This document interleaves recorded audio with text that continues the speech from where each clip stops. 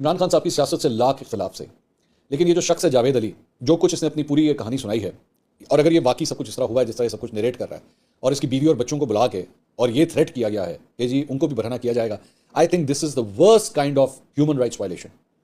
انسانی حقوق کی پامالی اس سے زیادہ نہیں ہو سکتی اگر یہ سب کچھ ہوا ہے.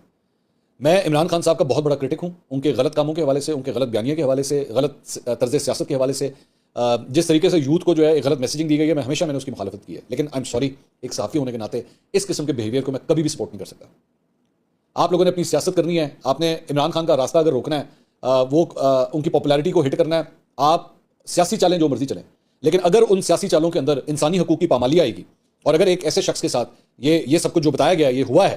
تو اس سے زیادہ آئی ایم سوری گھٹیا حرکت کوئی نہیں ہو سکتی. مجھے یہ کہنے پہ مجبور مت کریں کہ مجھے شرم آ رہی ہے کہ میں آج ایک ایسی حکومت کے اندر اس ملک کے اندر رہ رہا ہوں جو یہ سارے کام کروانے کے لیے تیار ہے.